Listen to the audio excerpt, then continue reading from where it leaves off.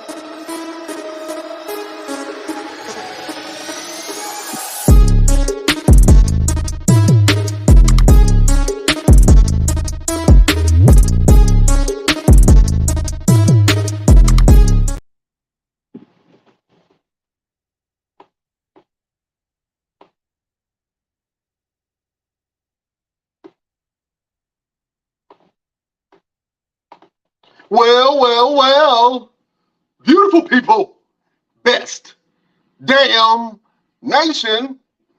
Let me talk to you. Yeah, it is Wednesday, and you know what time it is. It is the best damn wrestling podcast. I am your humble host, Brian Renegade, and with me, I have the best damn crew.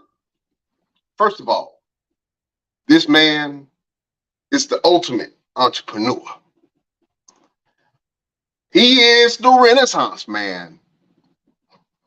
He is the genie of the best damn wrestling podcast. The dawn of the best damn wrestling podcast. The ultimate villain. Ladies and gentlemen, I introduce to you the great and wise LP is in the building. What's happening, sir? What's going on, man? How's everything going? Oh man, everything is good, man. You know, it's a good day. It peaked at 105 here in Phoenix, so I'm pretty cool right now. Man, it's been consecutively 100 and over 110 for 30 days.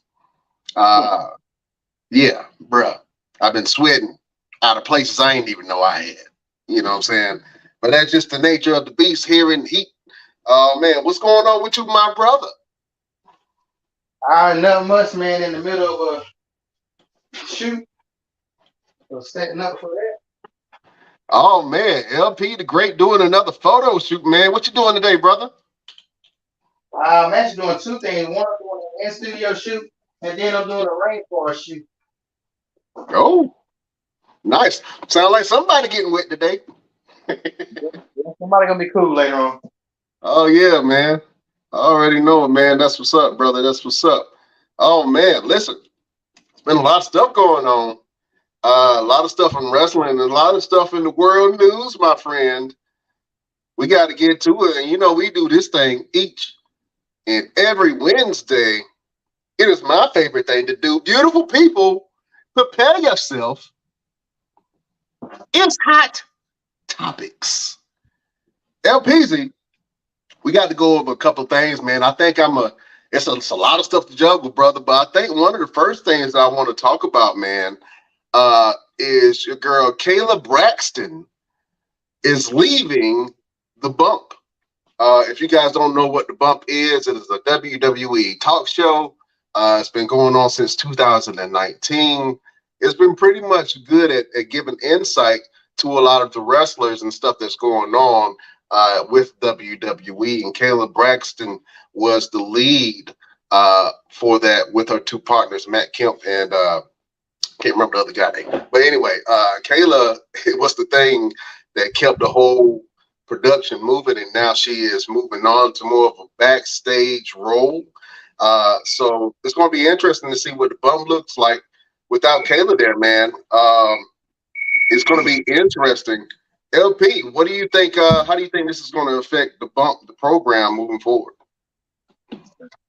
I mean, I don't really watch it, so I can't I can't judge too much.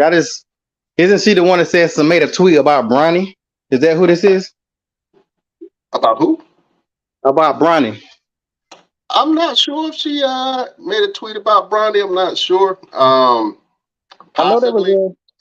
I know there was a female that caught a lot of heat from WWE. If I'm not mistaken, she made some kind of Bronny had that cardiac situation not too long ago, and she said something about she tried to make reference of COVID getting a shot.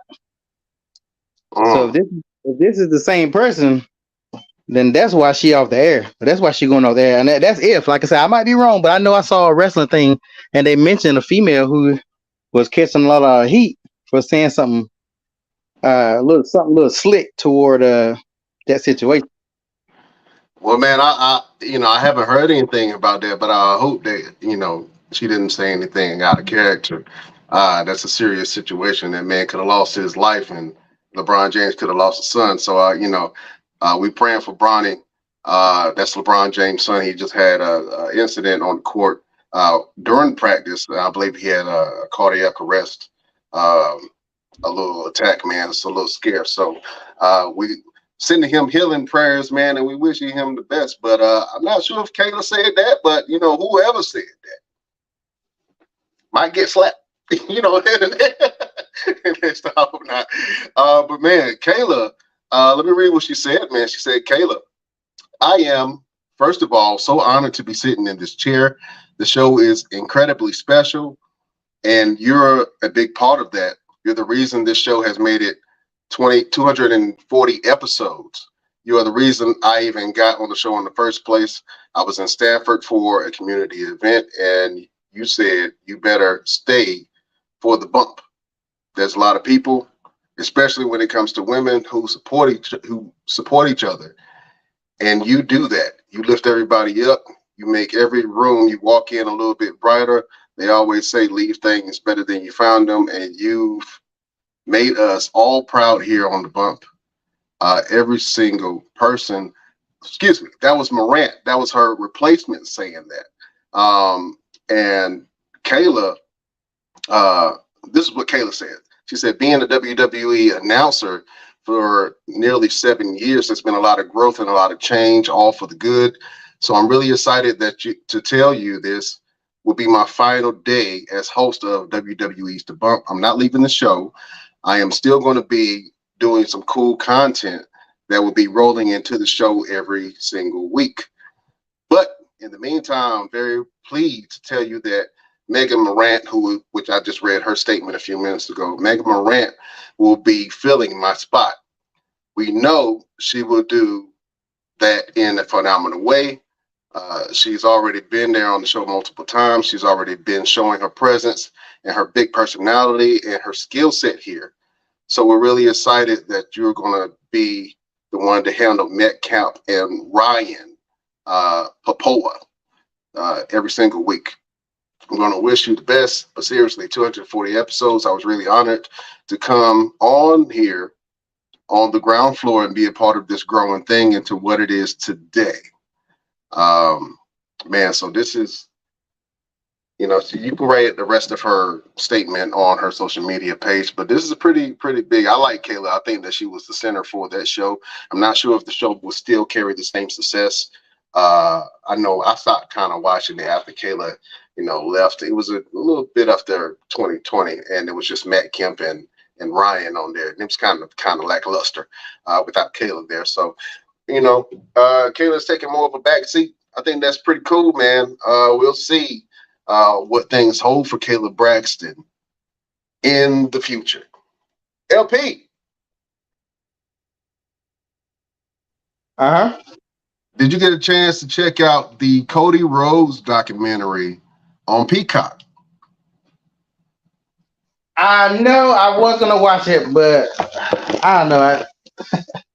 I feel so that way about Cody Rhodes. I don't know. I don't know what it is that Cody ain't won me over. I don't know what he gonna have to do to win me over, but I don't know. I just ain't interested in Cody. I don't know. I feel bad sometimes because I really want to be for Cody, but I just no. Oh man, but I will check it out because I check out a lot of documentaries, and then the Dark Side of the Ring. No matter who's up there, I'll always go back and watch. Yeah, man. Well, if you guys haven't had a chance to check that out on Peacock, man, go check that out. Cody Rhodes documentary, man. He's talking about his life, following in his father's footsteps and being in his father's shadow, even now. And so he's talked about the hardships that he's had coming into wrestling, coming from that amateur background. I didn't know that Cody was an amateur wrestler, man, and he actually won some. He had a big name in amateur wrestling for a little bit with his high school, man. So that was pretty interesting to find that out, that he was a legit wrestler in high school, man, and coming into the WWE after he tried the Hollywood thing that didn't work out for him and his sister. So he, kind of told his dad that he was coming, wanted to wrestle, and so it just follows his journey.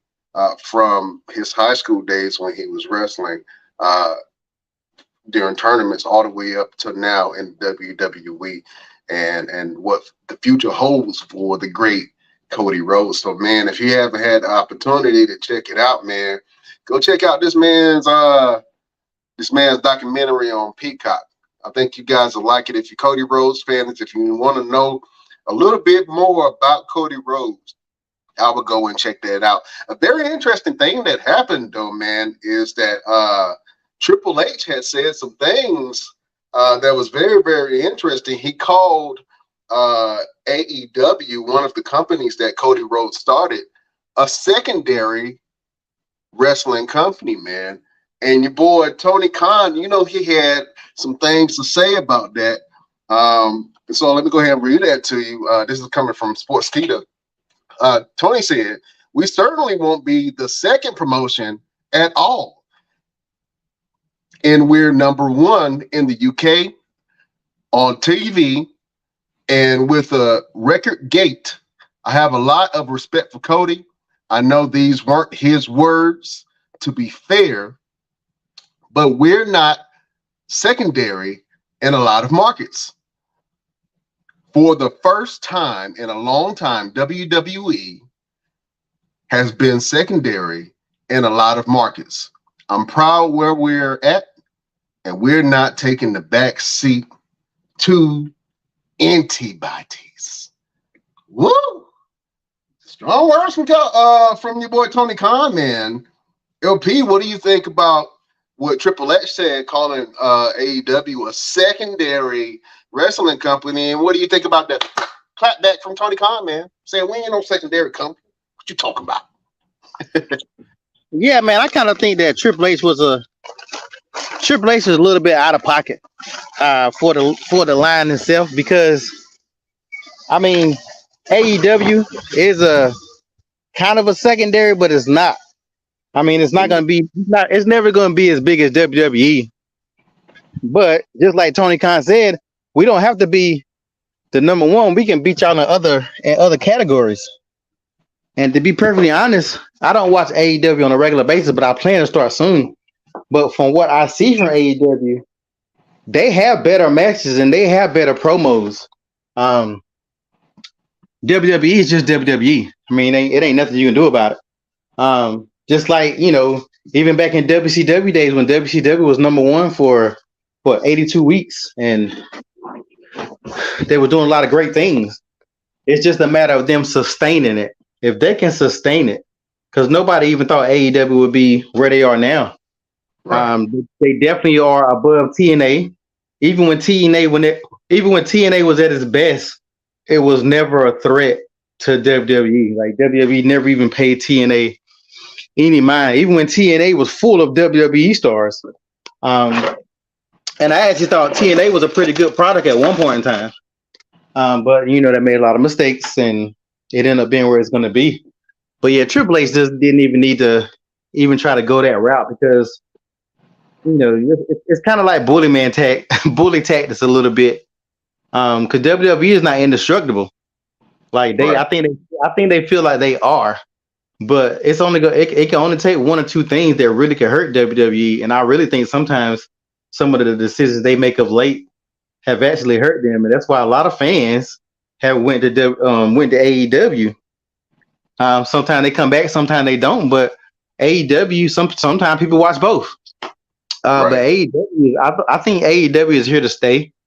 Because I mean, look what they're doing. What is that the thing that is packed? I think sold out in is it Europe or somewhere? Somewhere they got to show something coming up. Yeah. I'm not sure if that's All In, and if I'm wrong, fans, please forgive me for that.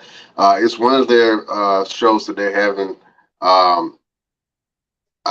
They said they were number one in the UK, man. I'm not sure. That crowd when the WWE went to the UK was insane. But there's a market for AEW wrestling. You can see that AEW is doing something that hasn't been done in a long time, which is kind of merging other companies and brands and working with other talent from other companies. And, you know what I'm saying? And then giving some of those talents the flexibility to work in between the companies. So it's really, people can say what they wanted to about AEW, but it's really out here feeding people To be honest with you, man, some people who thought their career was absolutely over has gotten a revival of sorts to their career. People who didn't get an opportunity in WWE is now getting the opportunity in AEW.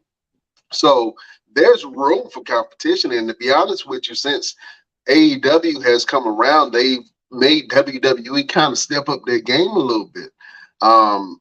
And for WWE and Triple H to say, hey, they're not bothering us. They can't touch us. They're in the rear view. You gotta know where the competition, man, is. And AEW is definitely competition for WWE. So those jabs were a little, I guess they were needed. You know what I'm saying? I guess, because you can't do something positive about your direct competition that constantly takes digs at you. So, Triple H had to stand up for the brand, man. You know what I'm saying? West Side, he had to stand up for Yang and them. And he was like, yeah, y'all the secondary promotion. But Triple H has done that several times. He did it during that time when they had the DX thing. He was like, we'll buy that pissant company and fire you from there. And when he said that, they beat our developmental. I mean, so it's like, if you're not worrying about them, keep. Why are you worrying about them? You know what I'm saying? Like, if they're not really a threat, then why you want to constantly talk about them? Yeah. If they're not on your radar, then you have no reason to even mention. Just like those other promotions, they never mentioned. And they never mentioned Impact, TNA, Ring of Honor. Yeah, they never mentioned them at all. Not even the little slick stuff. So only thing they had worried about was they wasn't even worried about ECW. It was WCW, and then later now it's it's AEW. So shouts out to AEW. I personally think that fans don't necessarily like that kind of stuff. I know some people look at it as competition, but I think if they do too much, then I think it's going to backfire and it's going to push people toward AEW, because like I said, WWE. I've been bored from WWE lately. I really haven't been watching the product as much as you would think with SummerSlam coming. I've watched a little, but I really have starting to get bored, and that's not good. That is not good. Oh man, listen, we got another member of the best damn nation and the best damn crew just popped on here, man. We got to say what's up to the one and only Chef Showtime. What's happening, Chef? How you fellas doing today? Oh man, we good, brother. Good to have you on here, Chef. Man, we were just talking about Cody Rhodes's documentary and some of the things that Triple H had said about AEW, saying that it was a secondary company, man. And then Tony Khan responded. We just read that response a few minutes ago. Tony Khan was like, we ain't secondary to nobody. Matter of fact, we beating y'all in some markets right now. Chef, what do you think about Tony Khan's clapback at Triple H, man, saying that they're not a secondary company? And do you believe there is space for AEW and WWE to coexist in wrestling? Yeah, I'm happy he clapped back at Triple H. You know what I mean? Because it seemed like they're doing the same thing they did to WCW, and Tony Khan trying like, nah, you ain't gonna be talking about me like that. Like, this is my company, you feel me? Like, he got the cojones to say something to them, But yeah, I'm happy. I'm glad it's two of them. I hope they stay two brands. I hope WWE don't try to buy them out. You feel me? Like they did everybody else. You know what I mean? Because it's better because you can watch AEW. Because I hated watching all them shows under WWE. You know what I mean? When they bought WCW, I hated it. It was trash. You feel me? They made like the same storylines. Tony Khan got his own stuff, and it's a little more violent than what we got. Let's talk about that for a second, man. I think that was a good point, man. WWE bought out both WCW and ECW. And when the buyout happened, the product was, it was interesting time because a lot of the stars from ECW and WCW were coming over to WWE. That kind of led the way for Booker T to come into the WWE and a couple other stars, man. But the products were not the same. They were completely different. I quite enjoyed Monday Night Nitro. You know what I'm saying? Nitro was one of my shows back in the day. And then ECW completely changed, and they went from a straight hardcore company to maybe having a hardcore belt or hardcore match. Well, it didn't have the same feel, the same sting that it used to. LP, do you agree with me on that? LP went to sleep. Oh no, I'm here. I was talking about it. I keep on forgetting. I'll be putting this thing on mute. Yeah, I definitely can agree with you on that point that it wasn't the same. Yeah, I think that the matches were less hardcore in ECW, and the WCW stars that came over kind of had a hard time kind of adjusting to everything, and I think they kind of felt isolated and alienated, and they kind of felt like they had to really prove themselves to both upper management and the fans for WWE. So that was an interesting time period during that time, man, during that crossover. But you're right. I hope that WWE and AEW can both remain in the same hemisphere, man, because like I said, it's good for the fans, it's good for the wrestlers, man, and there's just pure entertainment on both sides. It's a lot of things that I like and I hate about AEW, and there's a lot of things that I like and I hate about WWE. So if you're a wrestling fan, just enjoy the wrestling, man. I prefer a little bit of storyline. I don't think there's quite as much storyline in AEW, but there's only really one storyline going on in WWE. So, you know, so actually two now, because you got Shayna Baszler and Ronda Rousey thing, which we're going to talk about in a minute. But yeah, I think that there's room for both companies, man, and I love what AEW is doing by working with other companies, man, and really bringing new, fresh talent and new dream matches that people thought they would never see. So kudos to both companies, man. But making that transition over, man, your boy Vinnie Mac is back in the news, man, and it's really interesting because Vince McMahon.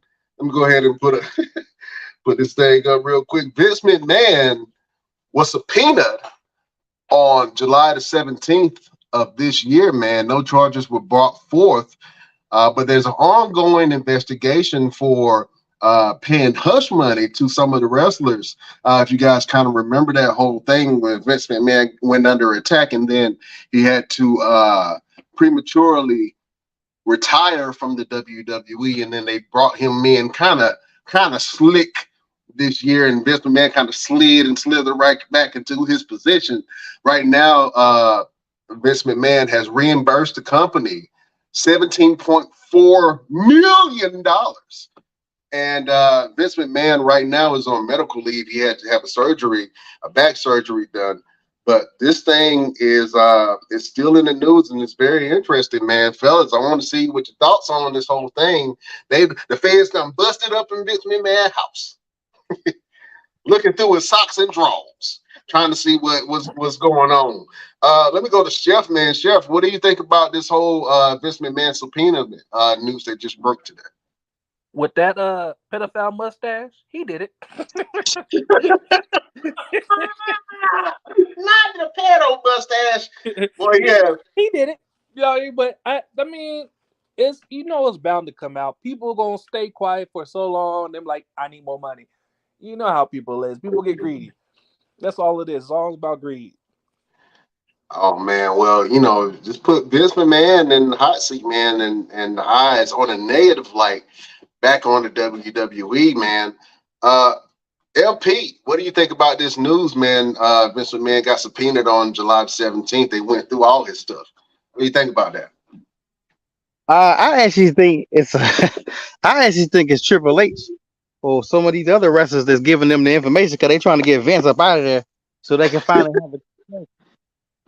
Because I felt like it was one of them when the story first broke, because you got to think, we all work jobs. We all know supervisors did this, or you had an employee that did this. Everybody know how the things work. I mean, let's be honest. They ain't any different. So certain people, they ain't making the money they want to make or getting their way. They be like, all right, I've been holding on. I used to have my supervisors like that. If I saw them, if I had something that I knew they did, I want a weekend off, and you don't want to give me a weekend off. Damn, I hate for the owner to find out about you didn't take that money last week. Like I was one of them employees. Like, yeah, I wouldn't say nothing when I saw it, but I made sure I kept note of it. So trust and believe, them wrestlers. It's this. Nobody gonna find that out without somebody snitching on your boy Vince. I think it's Stephanie. You think it's Stephanie? I don't know. Stephanie did exit stage left kind of quick, man, and I didn't like how she left. I thought that her and Triple H were kind of going to take the reins over the company, and I would have rather saw that than Vince McMahon come back, because if you guys have noticed, the product has kind of changed just a little bit since Vinnie Mac came back.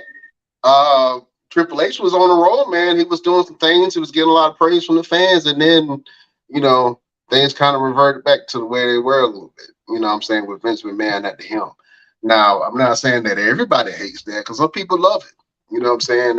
And what better feeling it is as a performer to go out there and perform and then come back and you see Vince McMahon and he gives you a thumbs up or some praise for your match, man. I think that's actually pretty iconic, man, and pretty good. But to be honest with you, man, I know a lot of fans are waiting to see Vince McMahon leave, and right now he's on leave for the surgery that he just had, and so that means that he will not be a part of SummerSlam. I'm pretty sure he's still going to keep a close eye on things, but I'm interested to see how the SummerSlam kind of pans out with Vinnie Mac not being in Gorilla and pretty much Triple H just taking the reins of things. You know what I'm saying? So now, let me go ahead. Now let me think of it. I don't think it's Stephanie. I think it's Shane. Shane snitched with his daddy. He ain't getting no booty, so he gonna snitch.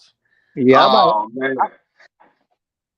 I'm about to say Shane. Everybody thought Shane was gonna be the one that took over everything, and Shane ain't nowhere to be found. If anybody, this some old Dallas who shot JR stuff. Like it's a lot of people it could be.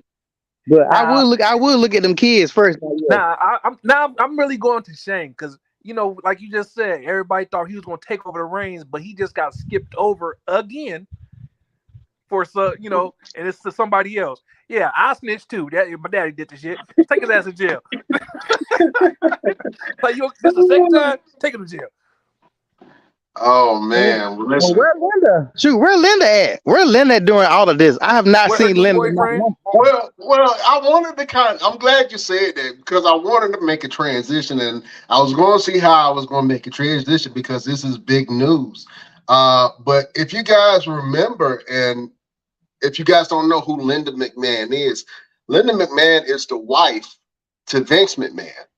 And Vince and Linda have had a historic, kind of rocky relationship, both on and off camera. And you're right, I have not seen the support from Linda McMahon to her husband, Vince McMahon.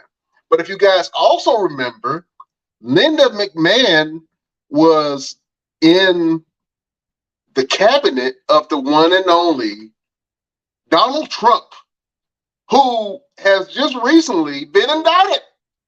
So, Donnie boy, man, he's in trouble for the third time. That's a nice flat top right there. That flat top. That is a nice flat top picture. If you guys in radio land don't know what we're talking about, I put up this picture of Donald Trump. Man, he got a kid and play flat top. But man, he got the Vanilla Ice flat top. Oh man, not the Vanilla Ice flat top.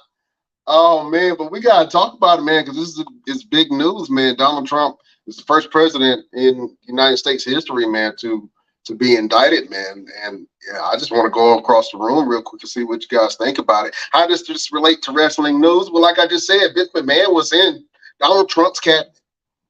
You know what I'm saying? Donald Trump's vice president, Mike Pence, just threw him under the bus. He didn't even care. He threw him under the bus and told the bus to back up over Donald Trump's lifeless body. Donald Trump is still currently running for president. I don't know how. You know what I'm saying? I don't know how you rob the store and then try to put in the application for store manager again. You know what I'm saying? You know how he do that. You know why. Man, this is big news, man. And he's been indicted for the January 6th insurrection, man, when American citizens pretty much stormed the Capitol. And they're saying that Donald Trump told them to go and storm the Capitol. Not sure how true that is. I've heard a lot of stuff. I've even heard him say some things. I'm not going to touch too much on it because we're a wrestling podcast, but I think this is very interesting. LP, what do you think about this new news about Donald Trump's indictment? And do you think that this will stick? And do you think that he'll still be able to run for president for 2024? Man, it's Donald Trump, man. You can't doubt the man out. He seems to find a way no matter what. So I would love to say it ain't no way in the world he's gonna be able to do it. But we was everybody thought it was a joke when he first said he was running for president. Like nobody thought this was even gonna be real. And look at what happened. Not only did he run, he done became a damn cult leader because the people that love him are like people in the cult. Trump can't do no wrong. So hey, I can't put nothing past that man. Yeah, man. Chef, what do you think about this whole Donald Trump indictment thing, man? Are they gonna kick him out the Hall of Fame? The Hall of Fame or what? He's in the WWE Hall of Fame. He got inducted in 2013. That is crazy. Yeah. Didn't they try to kick Hogan out when he came out saying the and stuff? So who else did I try to kick out? Yeah. Flair. They were about to put Flair out of there. Yeah. Like Donald Trump, man, he did what he did. Hey. You know, he told the people to storm the Capitol. He said, "I'll be there, you be there, we all meet there," and they did it. So it doesn't matter. You know, he's gonna get off on it. So you know, yeah. Oh man, I think that if I think his penance or his punishment should be Stone Cold Steve Austin come back and give him another Stone Cold Stunner. I think that'll do it. You know, good old Stone Cold Stunner just knock some sense into him. You know what I'm saying? Stone Cold give him a stunner, Goldberg give him a spear. Hey, I'm okay. You know what I'm saying? Sentence served. You know what I'm saying? Throw his ass back in the wrestling ring and let him go one-on-one with Brock Lesnar. And then, you know, we'll just let that. I don't think Brock will beat him up. Brock gonna let him sit there. You know, I think he was storming the Capitol too. You might got a point there, Jeff. I got a point there. Oh man, moving off of politics, man, and going back to the WWE. Man, something that happened. You saw the All-American Bash this weekend where NXT stars did some battling, man. If you guys haven't had a chance to check that out, you go back and check that out. But one of the things that just interested me that happened recently is Carmelo Hayes and Trick Williams decided to split up. They did it amicably. I like how they did it, and I like how they presented it. There was no animosity or nothing. Trick Williams just like, you know, everybody kind of look at me as your sidekick. I got to kind of do my own thing. And Dragunov kind of called me out, so I got to, you know, kind of test myself against Dragunov. You know what I mean? Dragunov, first of all, if you haven't gone back and see it, LP, I don't care if you watch none of the other matches on the card. The match that I want you to watch is Carmelo Hayes versus Dragunov, Ilya Dragunov. Ilya Dragunov is insane. He is a great wrestler. He is the only person to take the belt off of Gunther. He was the person that took the belt off of Gunther. When Gunther was in NXT UK reigning absolute terror, Ilya Dragunov stepped up and they had two of the best matches that I have ever seen. So Ilya Dragunov is the real deal, and I'm interested to see how they treat him and his character when he eventually moves up to main roster. But Carmelo Hayes and Ilya Dragunov put on an absolute slobber knocker, and I love to see it. So if you guys haven't had a chance to check that out in the All-American Bash, go check that out on NXT and on Peacock. But Carmelo Hayes and Trick Williams splitting up. They did it amicably. He was like, "Ew, I got to go prove myself." You know what I'm saying? And to be honest with you, Carmelo Hayes had a match later on that night. He had a tag team match with your boy Wes Lee. And it was just, I can see Carmelo Hayes who he is. And without Trick Williams, he is boring. I hate to say it. But without Trick Williams, he is a little bit boring. And, you know, he's a great in-ring competitor. He's a great superstar. He's a great athlete. He has the look. He doesn't quite have the size, which, you know, WWE main roster, that's what they look for, to be honest with you. But Carmelo Hayes is the real deal, Jack. And with Trick Williams by his side, man, you know, they looked really good together. Carmelo Hayes had the support that he needed in Trick Williams. He had that backup, and he also had that mouthpiece in Trick Williams. So we're going to see how long Carmelo Hayes kind of rides the wave by himself and what Trick Williams can do by himself. And if Trick Williams would be a household name, you can hear the WWE universe yelling, "Whoop that Trick," in support of Trick Williams anytime that Carmelo Hayes and Trick Williams comes out. I like Trick Williams. Actually, over the last couple of weeks, he's gotten very, very good, man. So I appreciate watching Trick Williams, but man, I'm glad they did split up the way they did. LP, you alluded to the Street Profits possibly breaking up a little while ago when we was talking about how we wanted them to split, kind of like Carmelo Hayes and Trick Williams did. Do you think that's the right thing to do in that situation, or do you think that Carmelo Hayes and Trick Williams should have some animosity towards each other to make a great storyline? I mean, to me, it's not. It's like we spoke about before. They do that. They've been doing that for years. We couldn't even name too many true.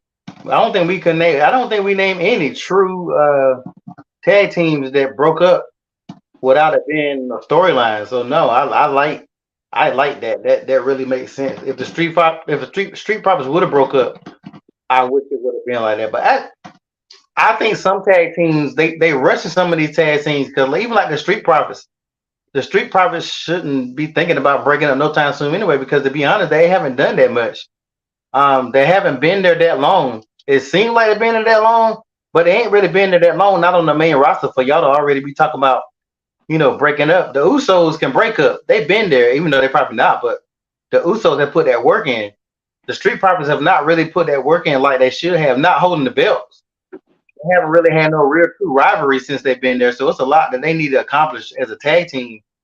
And then you can look at breaking up. But I think, if I'm not mistaken, the Dudley Boys, when they split, they didn't have a fight because Devon went to SmackDown and Bubba was left on Raw. So that's how they separated at one point in time until they ended up combining. So I think the Dudley Boys is the only group I remember going separate ways and not having a rivalry. If I'm not mistaken. Yeah, you know what? I'm gonna get another opinion on this thing, ladies and gentlemen. We got another member of the best damn crew that just hopped on. He is the master grappler. He is La Champion 3 times. We love and call him Mr. Everything, Victor Andrews. What's up? What's going on? What up, LP? What up, Chef? What up, Happy Time? How y'all doing? What's good?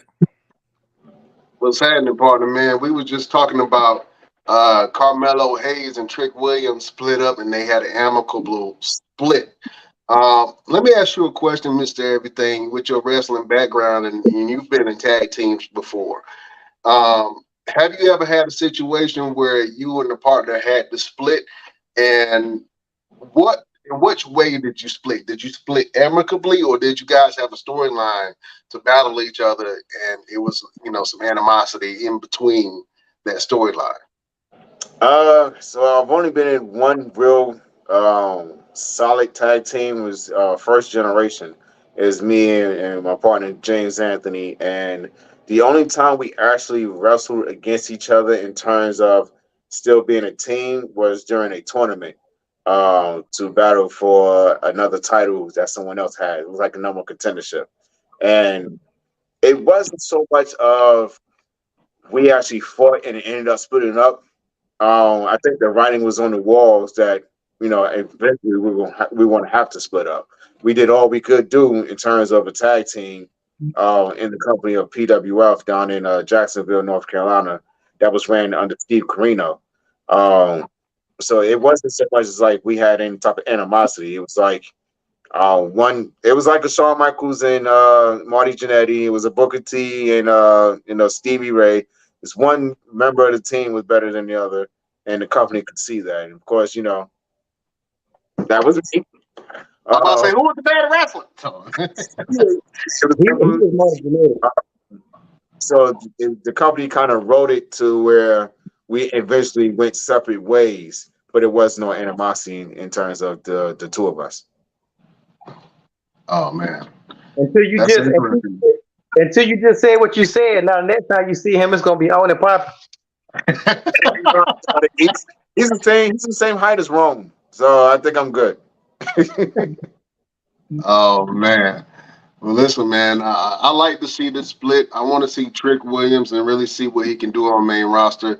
I hope that Carmelo Hayes can pick up his speaking game, man. Like I said, I was watching Carmelo Hayes and Wesley, and I was like, without Trick Williams there by his side, he's kind of losing the element. So he's really gonna have to step up his talk game, man. But it's going to be interesting to see what Trick Williams does in NXT. And like I said, if you guys haven't had the opportunity, go back and watch the All-American Bash on Peacock. They had some really great matches, and Carmelo Hayes versus Ilya Dragunov was Carmelo Hayes' biggest challenge, and Dragunov brought it to him.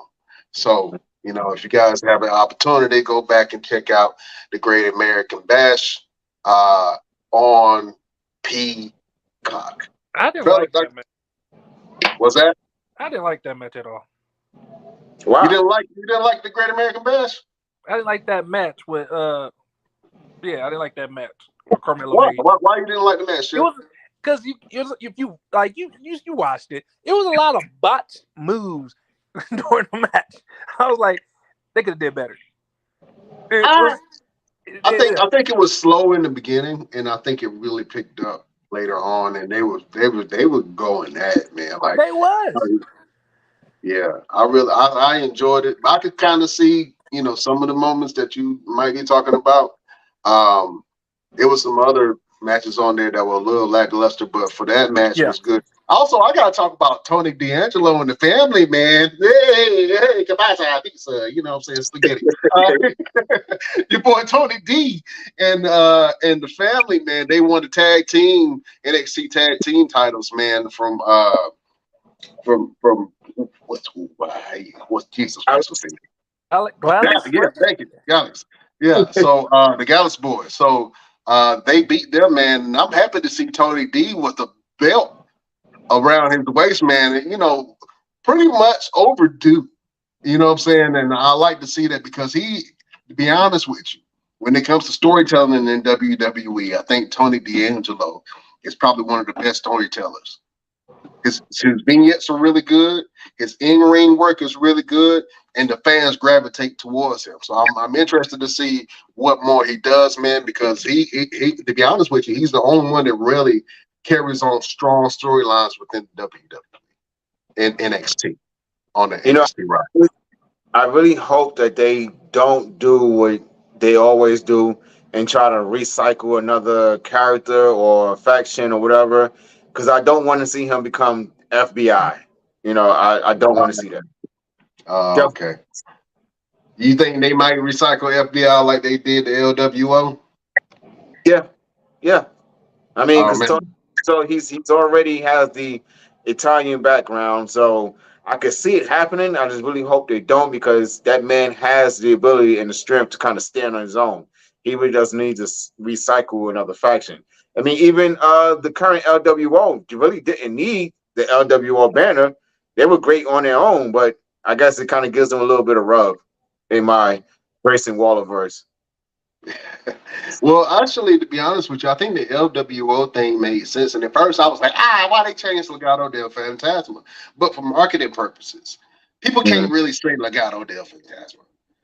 You know what I'm saying? And not, even though I just said it, and it's not a problem for me to say it, I'm thinking that they say the LWO is it's more universal. You can everybody can feel a part of what you got going on, and there is a movement for the LWO.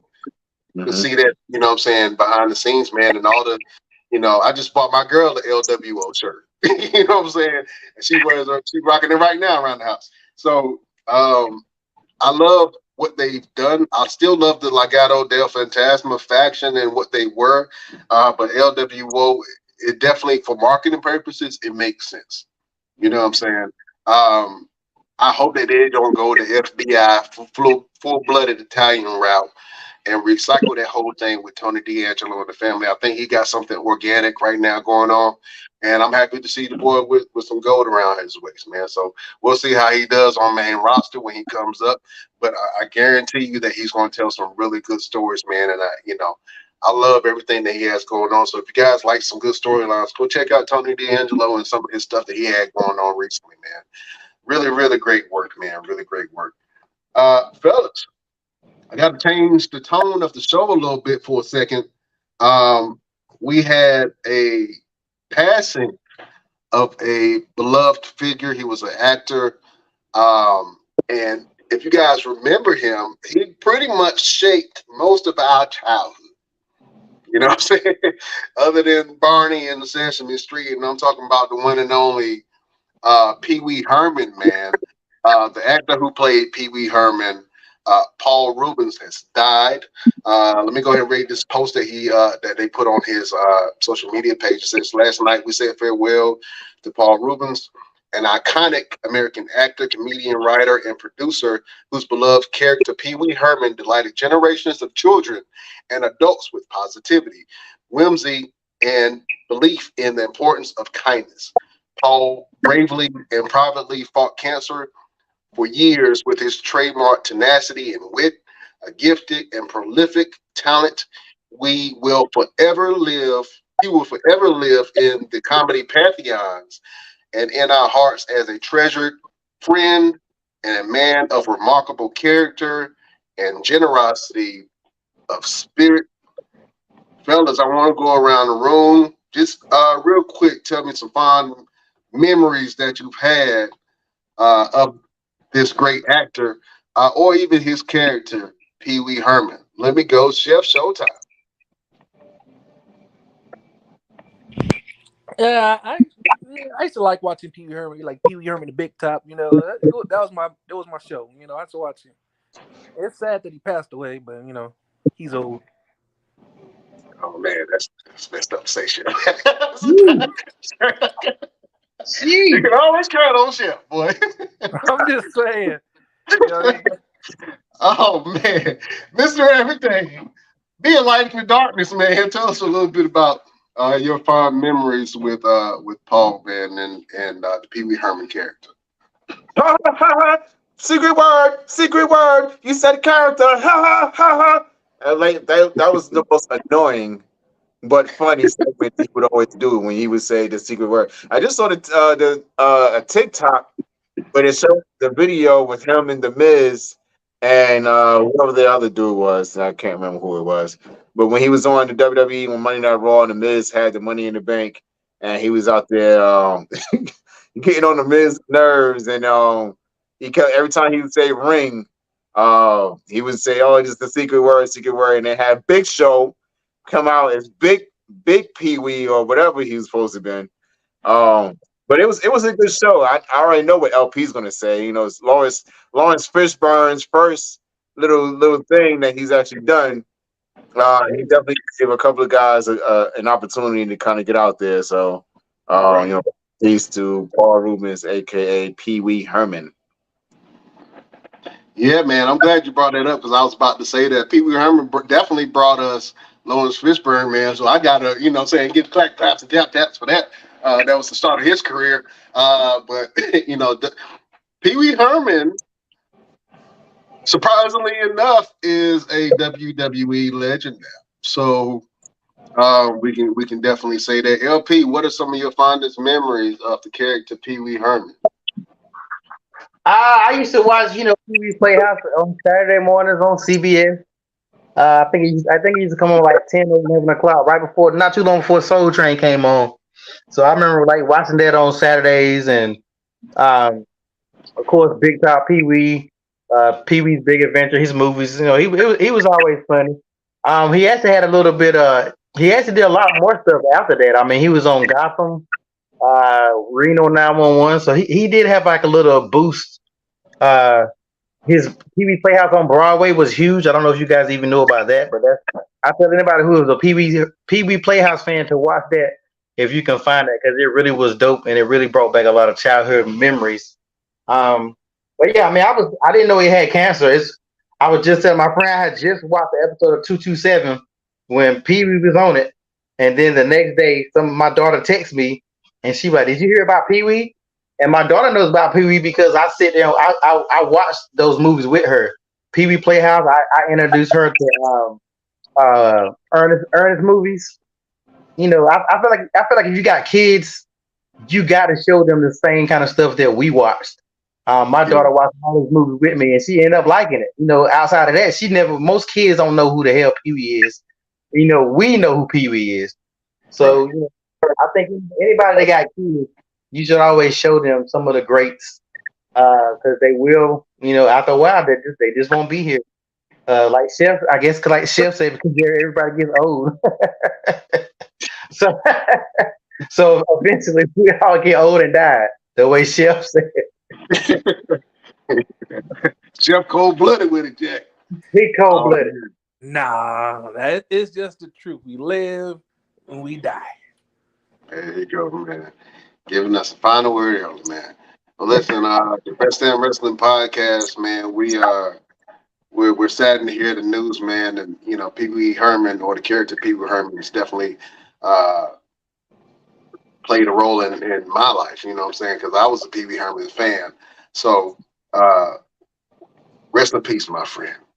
Rest in peace. Fellas, real quick, I just saw. Before we get into a little bit of wrestling, I know the fans are waiting. I know we've kind of been on Hot Topics for a while, man. But I just saw something that popped up on social media, and I got super excited about it. I know most of us are comic book fans, man, but I saw this thing, and I wanted to talk about it real quick. You have Blade versus Wolverine comic book that's coming out. It looks hot. It looks spicy. I'm interested to see it. I want to see what LP got to say about this whole thing. To be honest with you, if you guys remember, Blade was one of the first Marvel movies that came out that was absolute success. And at that time, Marvel was on its way out. Blade, the series, really saved Marvel. And if you actually want to be honest with ourselves, the X-Men comic book and the X-Men cartoons in the early 90s is what spearheaded what we have today. And Wolverine was ahead of that. And Wolverine has always been one of my favorite characters. I guess because he was one of those characters that let blind rage really control him. And he's been tormented from his past. And, what's better than a dude with knives for hands that can't die? He sounded like Freddy Krueger a little bit. but fellas, I want to go around the room real quick and just give your sentiments on this Wolverine versus Blade. I know they got the Blade live-action movie that's coming out soon.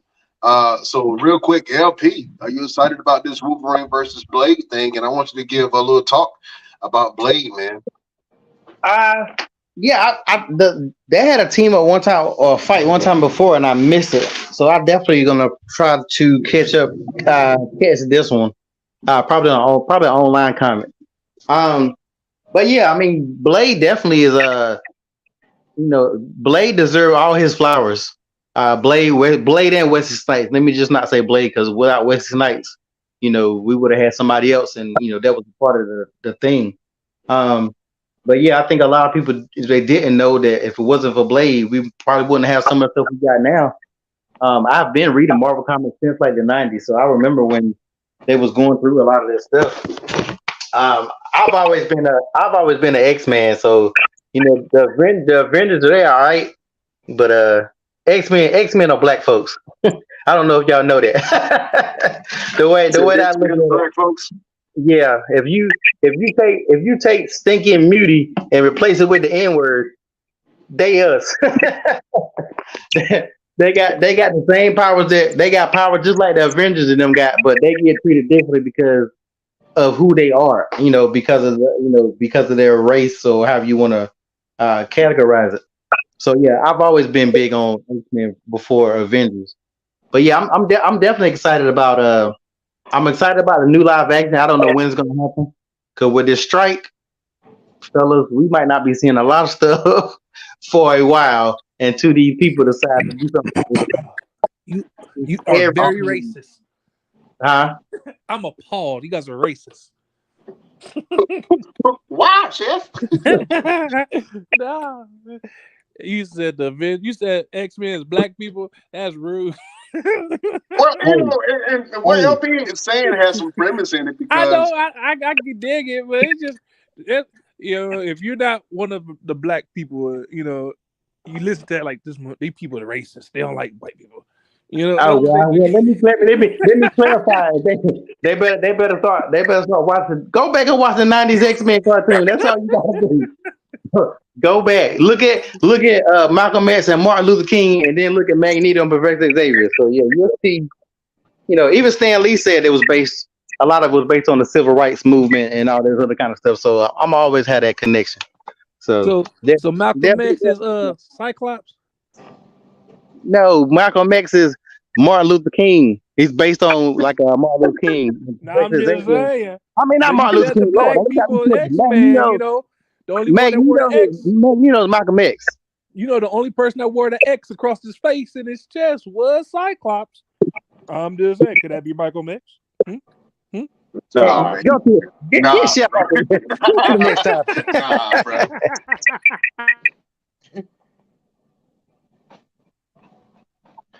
Oh man. What happened? I think we're getting bugged right now, because he said the X-Men are black people, so we're in trouble. They kicked off and LP. Well, anyway, let's keep it going until we get Brian. Y'all the ones that had I think we're in trouble because we talked about Trump. Now we're in trouble for talking about X-Men being black people. I'm still here, fellas. Can y'all hear me? Yeah, I can hear you. All right, cool. Yeah, my camera went out, but it's all good, man. But yeah, there was some talk about, and LP, I'm going back to the X-Men thing that you was talking about, man. There was some political undertones in the X-Men comic book. And, a lot of the people who researched it do know that Professor Xavier and Magneto were kind of loosely based off Malcolm X and Martin Luther King in a lot of ways. So, yeah, you got a point on that. Mr. Everything, man. In this comic book, Blade versus Wolverine, who you got and why? Oh, man. Truthfully, I don't see either one of them losing. They're both strong, iconic characters. Wolverine, he was, but not an X-Men. He kind of just stood on his own. Even when he was with the X-Men, he stood on his own. And Blade has always been a loner, no matter where he's at, what he's doing. Back to see some type of entity trying to turn these two icons against each other, and it just doesn't work out. What's the old saying? The enemy of my enemy is my friend type thing. And that's pretty much what's going to happen with the Blade and Wolverine. They're going to be enemies, but they're going to realize we need to work together to get rid of this guy over here. And once we're done, I still hate you, and I'll kill you later. type of thing, because they both had that mentality. It's like, yeah, you know, I'll be on your side right now, but just remember, I'm gonna kill you when we're done. So I can see a really long series going into this, and I can see this comic book kind of giving us a prelude of how the Marvel series is going to come in terms of bringing in Blade for the you know, some of these phases that's going on, and introducing the X-Men and how all that's going to work. So that's pretty much how I see it in terms of that. Yeah, man, I can definitely agree with you, man. I'm excited to see where this goes, and hopefully they bring that to a live action thing. Blade versus Wolverine. I would love to see it. You know, to be honest with you, I can't go against Wolverine, but hey, man, Blade is that dude, bro. Blade got weapons. You know what I'm saying? He'll throw a garlic bomb at his nose and just mess him all up. He can't smell nothing. So I'm excited to see where that goes, man. Like I said, Blade was the savior of the Marvel Cinematic Universe, man. So I'm excited for this new Blade movie that's supposed to be coming out very soon, fellas. Very soon. Real quick, I know I gotta let some of you guys go, but let's do some SummerSlam predictions real quick.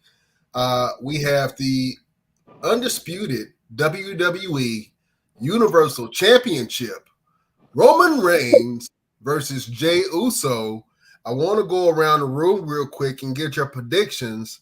Mr. Everything, your tribal chief Roman Reigns or Jey Uso in this tribal combat rules match. Who you got? Man, I really wanted to be Jay so bad. I do. But I gotta give it to Roman. I have to give it to Roman on this situation. It's not big enough. The story, the finishing, the ending is not big enough. So I got to give it to Roman Reigns. Yeah, man. It's going to be very interesting. Let me go to your boy LPZ. LP, Roman Reigns or Jey Uso? Who you got? Come on, man. You know damn well Jay and nobody. You know, no damn Roman. Under no kind of circumstance is Jay gonna beat Roman. If I had my way, I would have JB Roman and then Damian Priest show out of nowhere and use the Money in the Bank just for it to be something different, something shocking. Like, to me, Roman is stale. To this whole bloodline thing now, to me, Sammy's out of it. They done flipped on it. To me, it's done got kind of stale. So they need something shocking. I don't know. Jay gonna definitely lose, but what is he gonna accomplish? Like, this storyline needs to end. It needs to end ASAP. Yeah, man. Well, I don't know if I think if they can add other layers on that's interesting, then it may be good. But they got a point. I don't see. It don't feel like it's ending. You know what I'm saying? It should feel like it, but it don't feel like it's going to end at SummerSlam.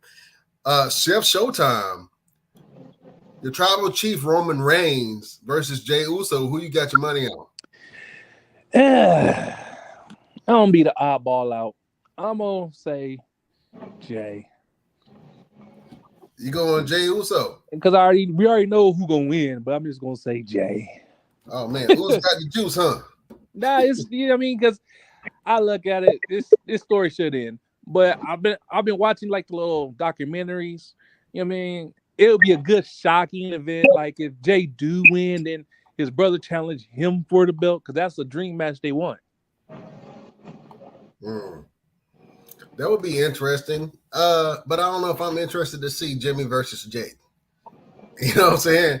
Jimmy will have to go complete heel in order for me to go Jimmy versus Jay. Now, to be honest with you, I don't want to see brother versus brother. You know, cousins, it's cool. But now, in the interview they had, he was like, that would be a dream match for them. He was like, yeah, I fight my brother, then have his like with a dad or one of their cousins be the referee watching. I mean, he's like the old family in the house wrestling match. That's what he want. That's what they was talking about.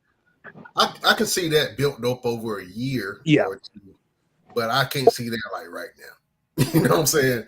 So hopefully they do something interesting like that. But I definitely think if I had to put my money on it, Roman Reigns is definitely gonna keep his belt at SummerSlam. I just see him taking out Jay some kind of way, man. And you know, I was just watching, you know, the WrestleMania thing and when Solo was introduced. Not WrestleMania, but the match that was Solo was introduced.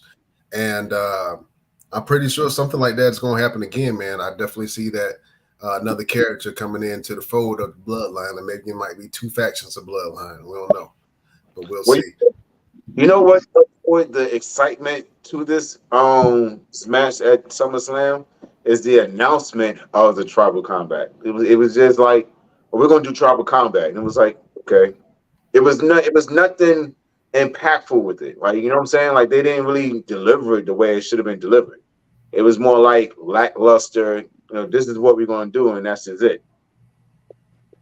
Yeah, I feel that way too. I feel like if they're gonna do this, then just like I said last time, the elders need to be there. They need to change the way the ring look.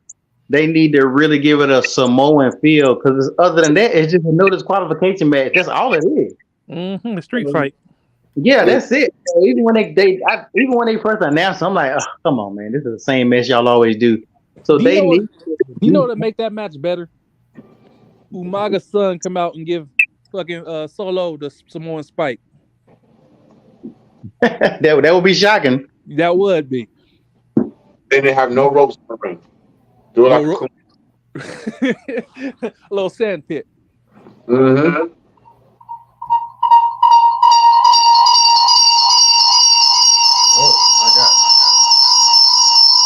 I told you the feds is listening now. We shouldn't have brought up That's that black folks alarm. That's that black people alarm. No, we shouldn't have brought up Trump. They listen to our conversation now. We're going to jail. I don't watch. Hey, I just watched they cloned Tyrone last night too. So I'm already Hey, tapping our phones, fellas. Hey, if y'all ain't seen that movie, go watch that damn movie. Oh, we cloned Tyrone? Yeah. That movie. Y'all want to go down the rabbit hole real quick? Go down the rabbit hole. Hey, if we go down that rabbit hole, we ain't gonna be able to finish the show. We might as well. All right, how about this? Next show, LP, we're gonna let you do a tough talk on They Clone Tyrone. We're gonna lose sponsors. We gonna lose everybody. Hey, I'm with it. We can always get some more. They gonna ban us. They're gonna ban us for that one. Oh man, I hope not. But fellas, man, I think that's gonna be kind of cool. Let's go. Let's keep going down the road, man. We got World Heavyweight Championship. Seth freaking Rollins versus your boy Finn Balor. Chef, who you got? Chef is going for Seth. Chef is going for Seth. You know, I can't be mad at the Seth Rollins plug right there.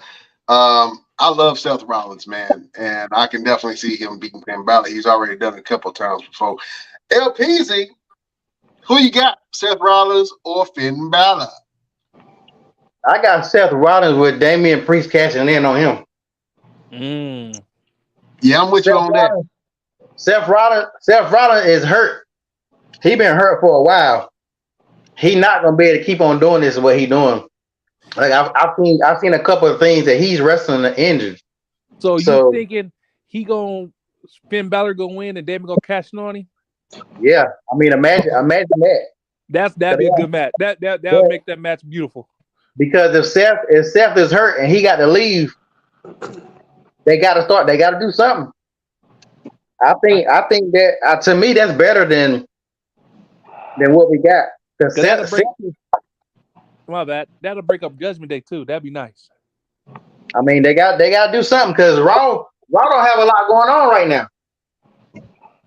I mean, what does Raw got going on? Nothing, because Kevin Owens is hurt too. Yep. Kevin Owens is hurt. Liv Morgan is hurt right now. They're doing the storyline where Raquel Rodriguez is hurt right now. You know, the crazy part is Raw can really be a great show, and for some reason, they've had some really good matches. Like for instance, let me go to Raw real quick. They just had two banger of matches, man. Gunther versus Chad Gable, which was a match that I didn't know I needed to see. But that match was absolutely amazing. It was a great match. Chad Gable said, I can go 5 minutes with Gunther. Gunther was like, you can't last 5 minutes with me. Chad Gable proved him wrong and lasted 5 minutes. Gunther was like, nah, screw that. We got to restart the clock. He restarted the match. And then they just put on the classic, man. And that was actually a really, really good match, man. Whenever they put Chad Gable with I think Chad Gable is like that benchmark. I think Chad Gable is like William Regal back in WCW. You know what I'm saying? He was like a real technical wrestler, really good at grappling. And if you wanted to test how good you were, you had to go against William Regal at the time. So, you know, Chad Gable is quickly becoming known as that guy to go to if you want a really good match to test your skills with. And I think Gunther versus Chad Gable was a great match, man. Did you guys check that out? Yeah, absolutely. Yeah, Mr. Everything, what did you like about that match? And I like the fact that they let Chad Gable loose. You know what I'm saying? Like he really got busy. He went in there, he showed his more than his amateur wrestling background, but more so of like he can stand toe to toe with anybody, really. He didn't really do any type of goofiness and all the shush and thank yous and all that. Like he went in there and said, no, I can stand with anybody. You say 5 minutes, I say 30. And he went out there and he showed almost a good 30 minutes of a match. If you really think about it, they could probably put on like 15 minutes, 5 minute little timer thing. And he went another minute. So Chad Gable is one of those guys that people kind of sleep on because of his goofy character. But then when you see him in the ring with somebody like a Gunther or Xavier Woods, and he can and really show how he can really get busy, they're like, oh, I didn't realize he can actually wrestle. He said that one time. Yeah, man. Chad Gable is quickly becoming one of my favorites, man. He went from Chad Gable to the tag team champion to, Shorty G, back to Chad Gable, and now he's doing this Afro Academy thing, and Afro Academy is over. I hate to say it, but they're over as babyface. Adding Maxine Dupree to the group was what they needed. You know what I'm saying? To be honest with you, that's what they really needed. And so Gunther, man, is just on a different level. Ludwig Kaiser had a match against Matt Riddle where Gunther kind of told him, hey, you need to get in there and handle your business or you're going to get handled. You know what I'm saying? And Ludwig went in there and had a great match with Matt Riddle. So if you haven't checked out Monday Night Raw, go check out those two matches specifically, man. But going back to SummerSlam, we got Gunther versus Drew McIntyre. Fellas, this is going to be a great match. It's going to be a sleeper. I think it's going to kind of be like Sheamus versus Gunther back in Clash at the Castle. Was that Clash at the Castle with Gunther and Sheamus? No, that wasn't Clash at the Castle. That was Drew. That was Drew. That was in Saudi Arabia. Okay. Anyway, Gunther and Drew McIntyre, man. I know they're gonna put on an absolute classic. LP, who you got your money on, man? You got Gunther or you got Drew McIntyre? I'm gonna go for my boy Gunther, but I actually think Drew gonna get it because I think that was part of Drew renegotiating his contract. I think he's about to get it because I think Gunther is about to go for the main belt. Gunther needs to go for the main belt. Yeah.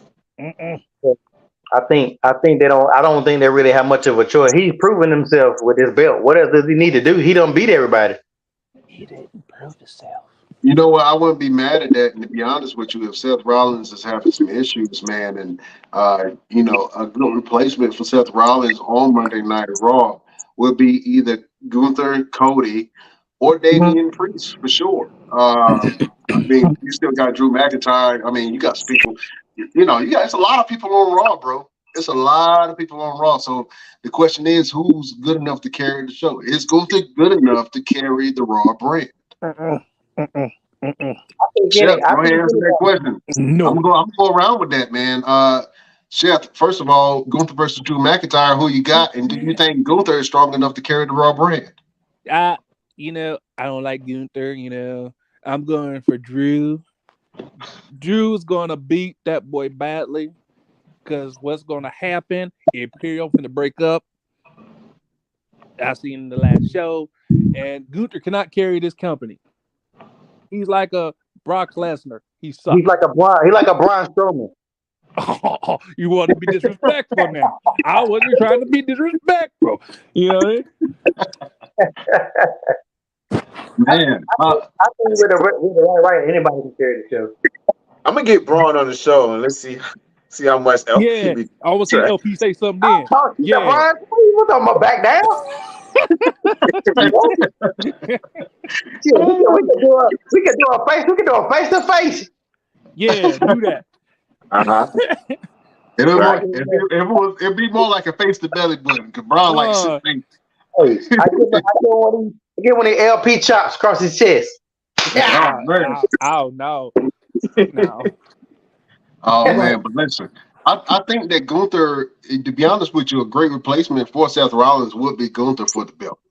I mean, Gunther would be absolutely dominant, but to be honest with you, Judgment Day is just all over the place running things right now.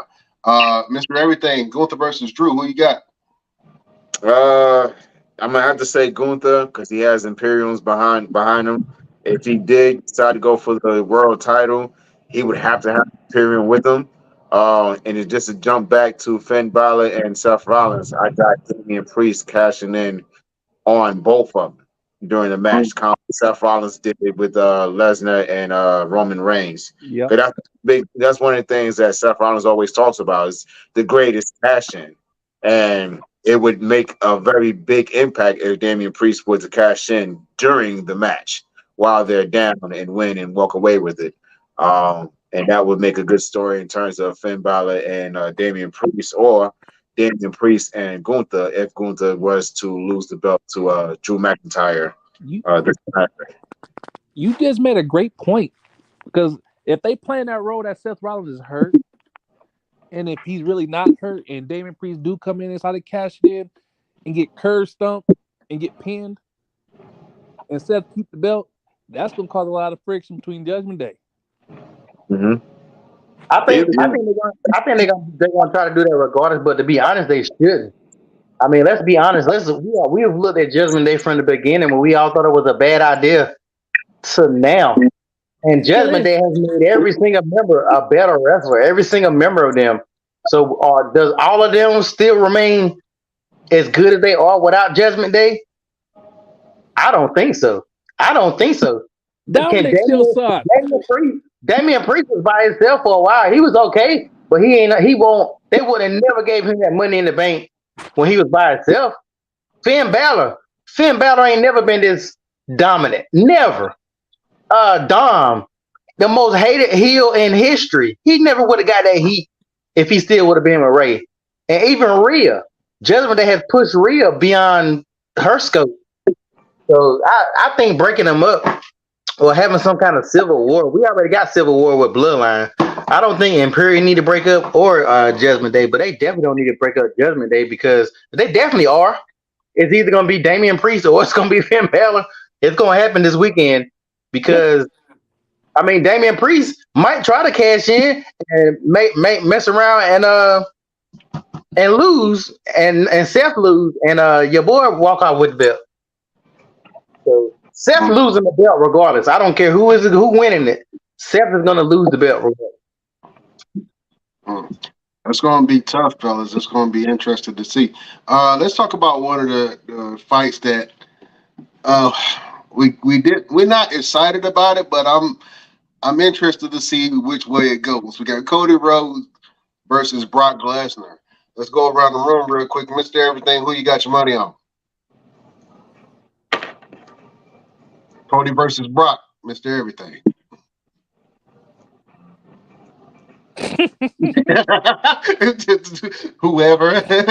whoever survives. Look, I respect both men, but it's nothing to it, man. It's nothing, no fire behind it. You know, Cody's been getting his ass whooped every time he says something about Brock Lesnar. You know, unless he come in and start swinging for the fences, which you're the problem with the Cody versus Brock match is right now is being outshined by Shayna and Ronda. All honesty, being outshined by Shayna and Ronda, because you got these two men who are talking about having a fight. Cody's never been in those type of environments. Brock has, but Cody hasn't. Ronda and Shayna has, and they're talking about having a fight. Now, the bigger issue with that, and we're gonna go back to Brock and Cody just really quick. The bigger issue with Shayna and Ronda is, how do you expect them to have a wrestling match after this? MMA rules type fight on live TV. How do you expect them to have a professional wrestling match? To answer that question, I don't think they will. I think that for me, this is the perfect scenario for Ronda Rousey to kind of transition and ride off into the sun, for her to have a match of this caliber with Shayna Baszler. And if it delivers, I think that they will raise the bar for women's wrestling in WWE. They have the opportunity to do it. If they're going to make it UFC style, I don't want to see no WWE type stuff. If you're going to make it UFC style, I want to see kicks and punches. Now, slams. I want them to go in. Now, if Ronda or Shayna punch each other in the face, like legit, punch each other in the face, and they withstand that, there's no way you can take a chop from Charlotte Flair and sell it. You know what I'm saying? Like you put yourself and you put these women in a corner to where it's like, all right, we want you to go out there and work a MMA UFC style fight, but keep it wrestling. Keep it to where it's believable, to where you have a wrestling match after that. And that's going to be the difficulty, because these women cannot do that right now. Because true story, because if I see that fight and it's hard hitting, then they get a match against Liv Morgan, she chop them, they making funny faces, I'm gonna stop watching wrestling. That's the situation Cody and Brock is in right now. If you don't go in there and fight, because it's what y'all been talking about for the longest, it's supposed to have been a fight last time, because that's what Brock said. I want to fight you, and they did. Now you have a situation where you can actually have a fight, but you're not talking about it. You're not talking about a fight aspect. You're just saying, "Oh, you left me breathing." Da da da. Well, if Brock don't go in there and bust you open like he did Randy Orton, then something's wrong. Yeah. Because if Cody wins that match and he don't get a title shot, I'm gonna stop watching wrestling. I think the bigger question for me is, where do you put these two matches on the card? Cody versus Brock and Shayna and Ronda Rousey. They have to be high up on the card, because anything else following that, especially if it delivers and it's what it's supposed to be, Cody and Brock, I want that to be brutal. Ronda and Shayna, I want that to be brutal.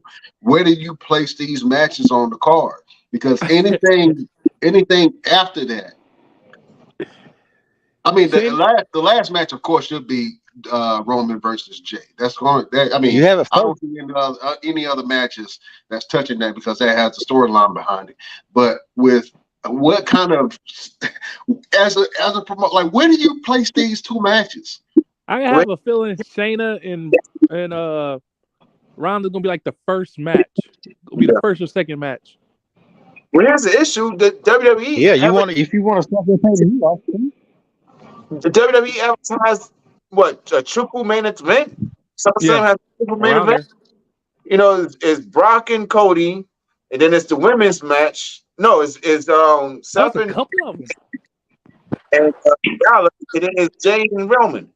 Why do you have Drew and Gunther? That's gonna be a hit match. Why is Cody and Brock a main event? It doesn't make any sense. You got all the titles on the belt on the show, except for Rhea's.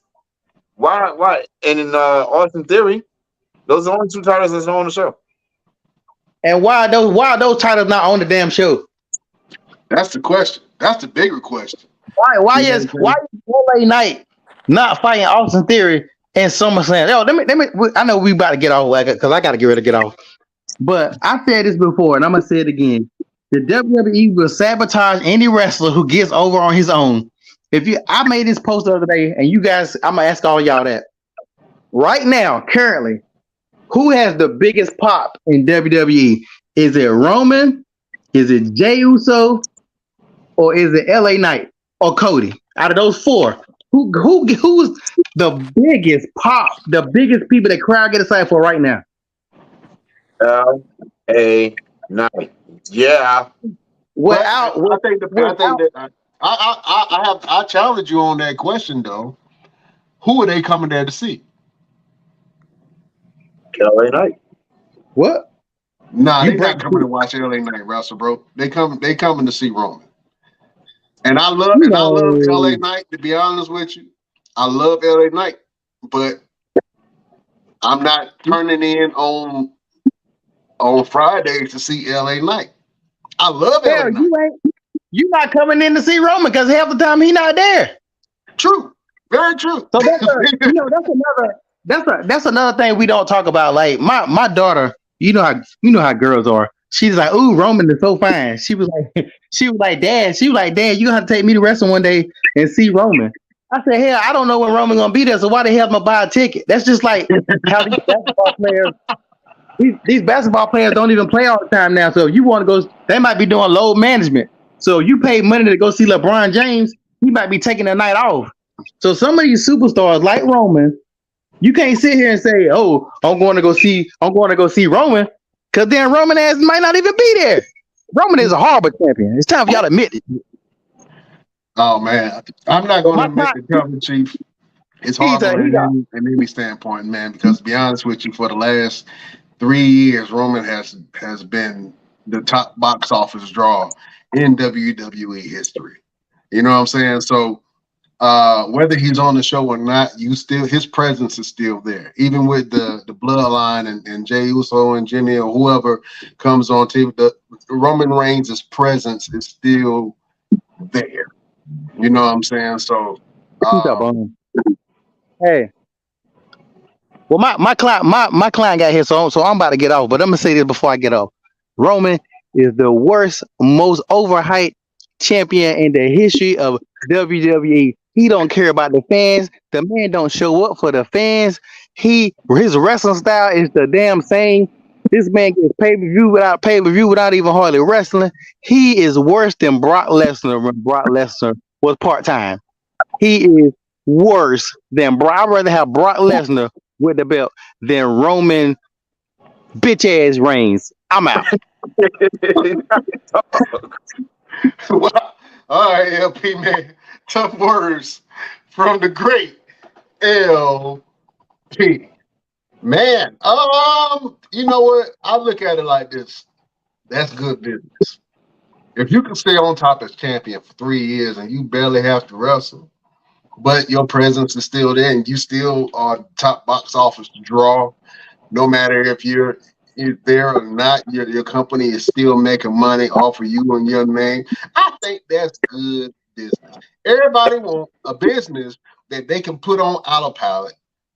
You know what I'm saying? Show up when they want to and still make big money. Everybody wants to live like Roman Reigns is living at his job right now. You know what I'm saying? Mr. Everything, if you can go into your job right now and do one training session a week and make your entire yearly income in one day, would you do it or would you show there every day?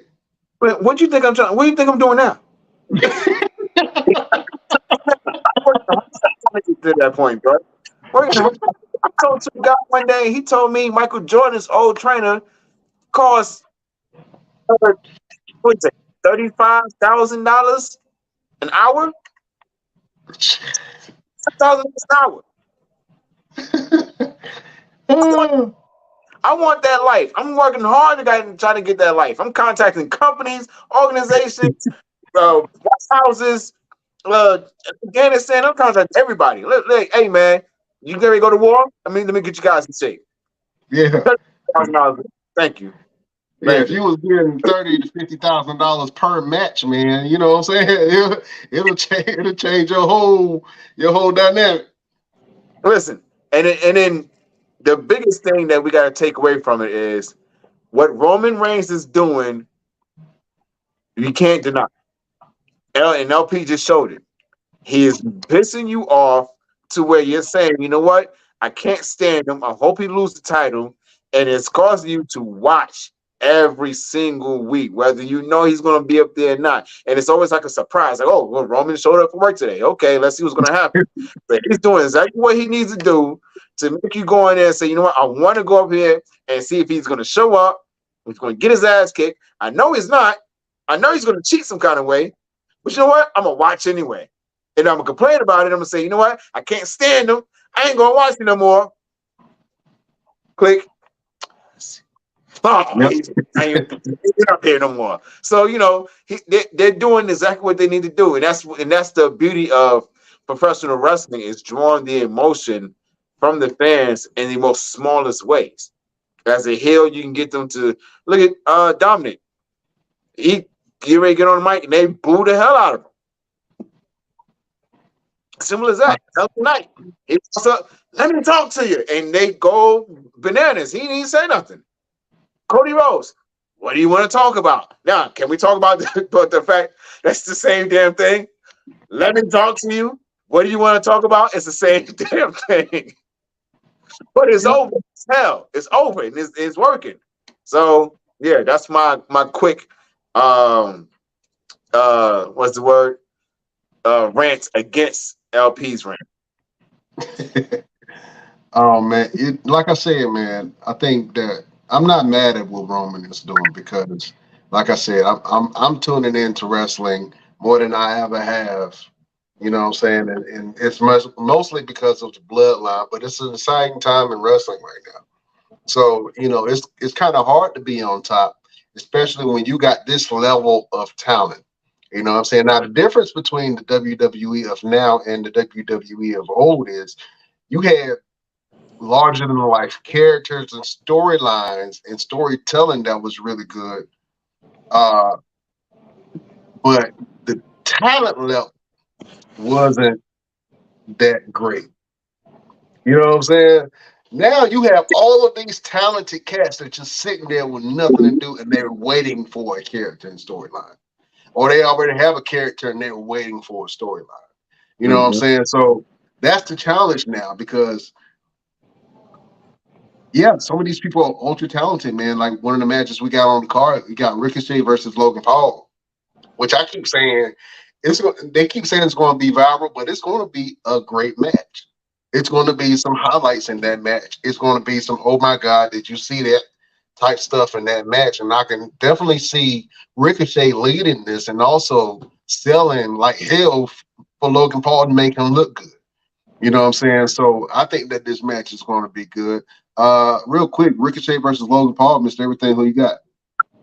I gotta give it to Ricochet. Because he needs a win. Logan Paul really doesn't need a win.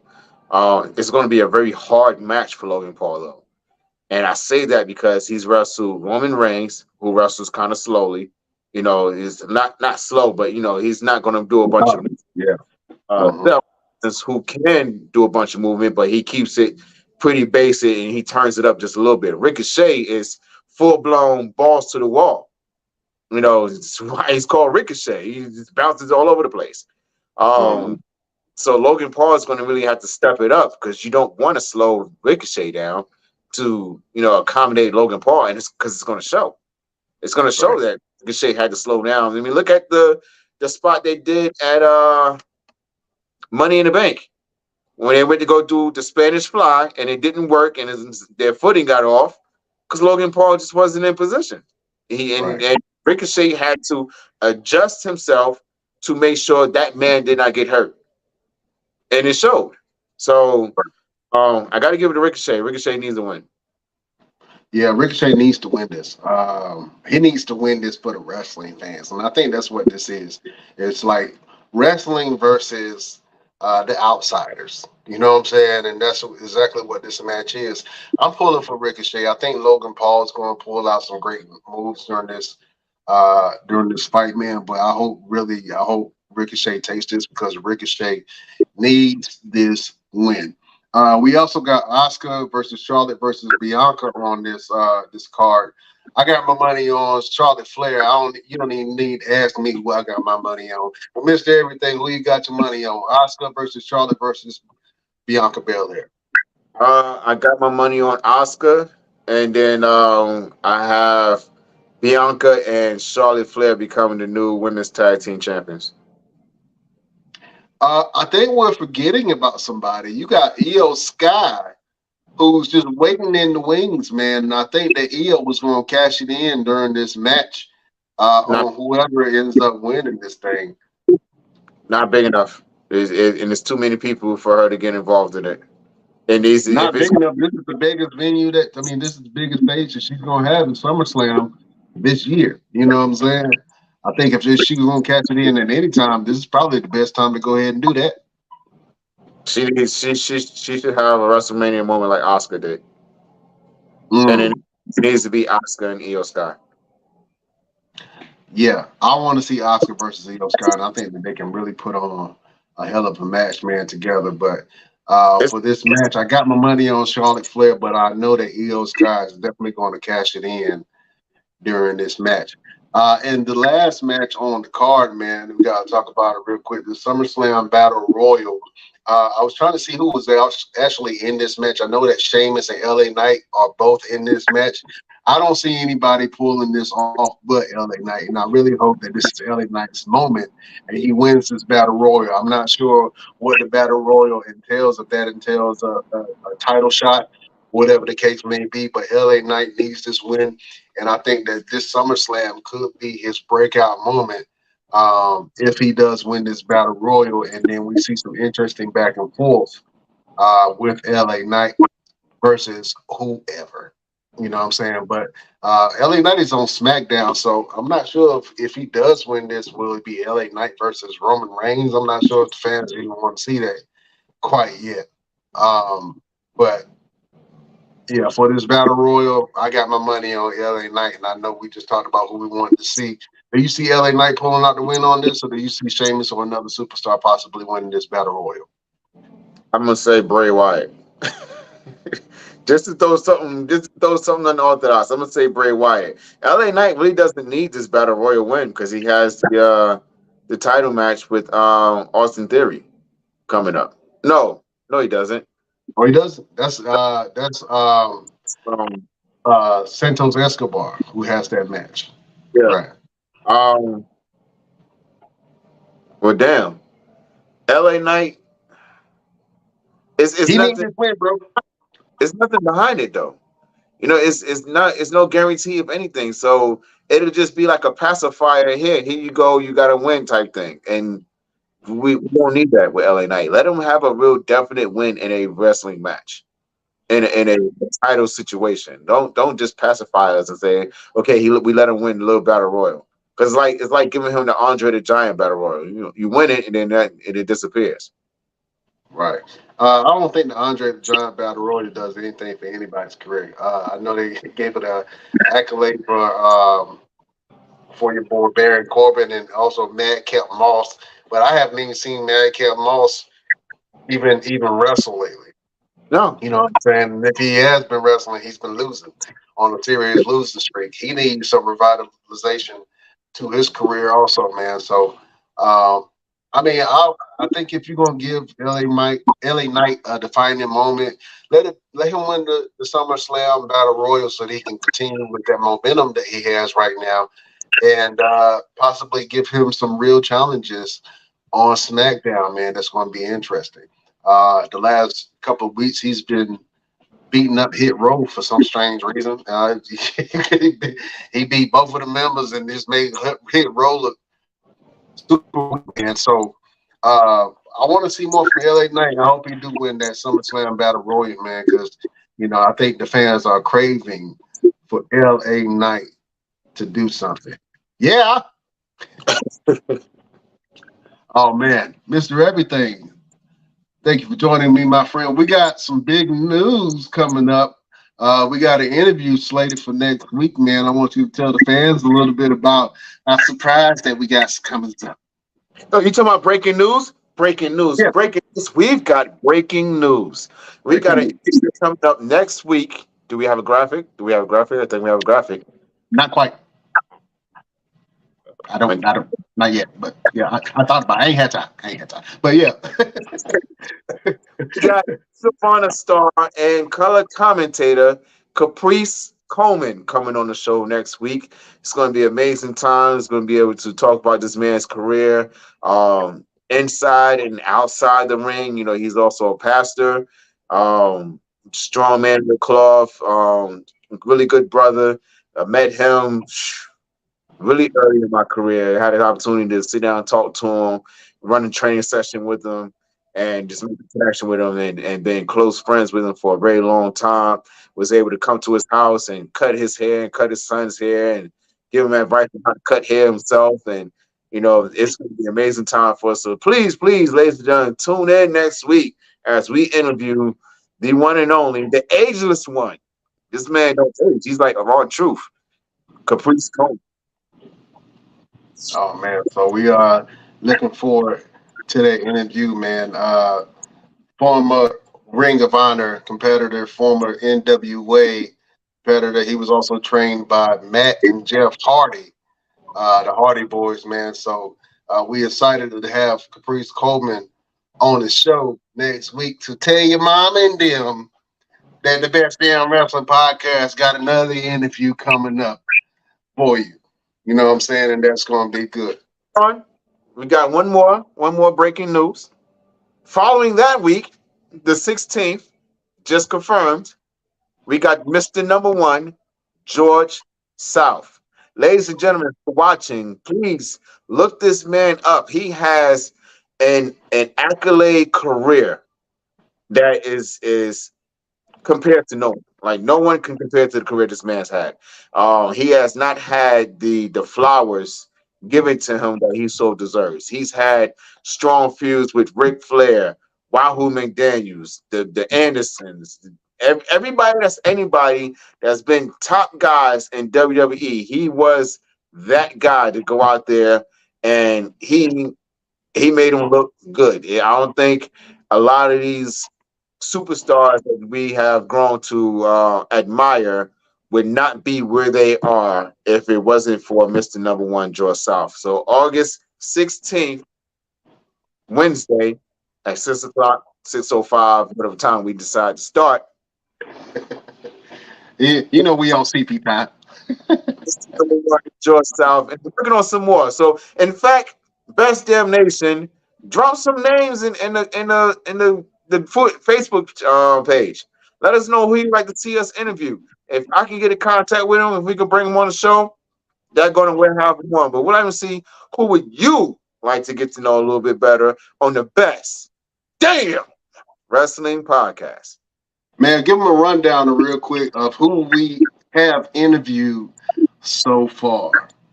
Okay, we've had Gunner from WWE, who used to be Jackson Riker in TNA.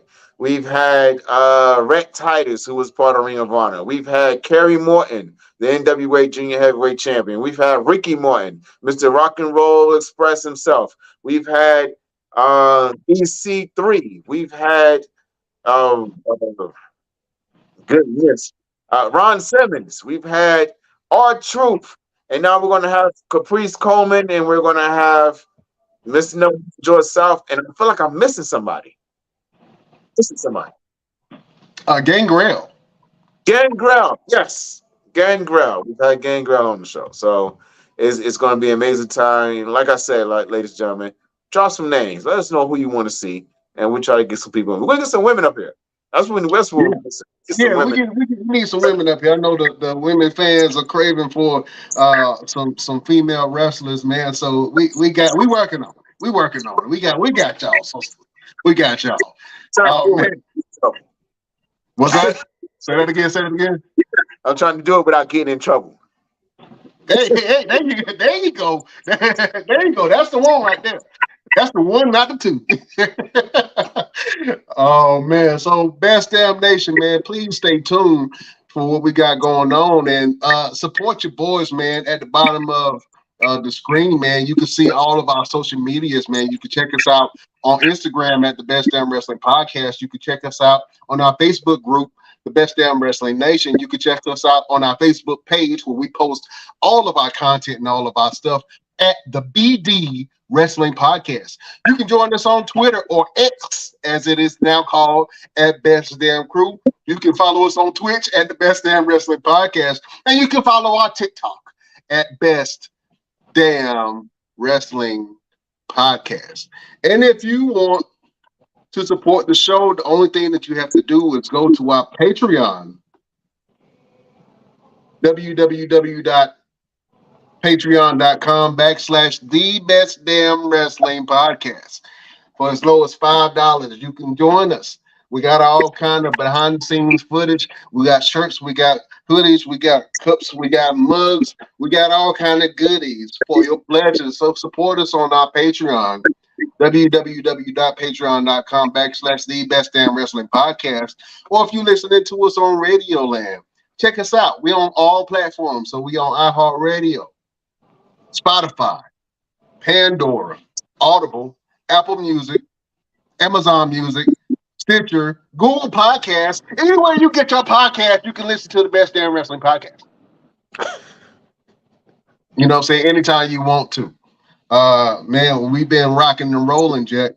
Mr. Everything, you know we do this each and every Wednesday to try to give the beautiful people a word of motivation, a word to get by, something to help them on their journey. So, Mr. Everything, do you have a final word for the beautiful people?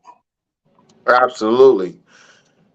Don't complain about your ups and downs, because if you look at the right graph, that's how you know that you're still alive. Get it? Okay. What's that machine called? The heart monitor. Yeah, the heart monitor. Yeah, the heart monitor. Yeah. for the wrestling fans that's listening on online. Yeah, the heart monitor. I like that. Say that one more again.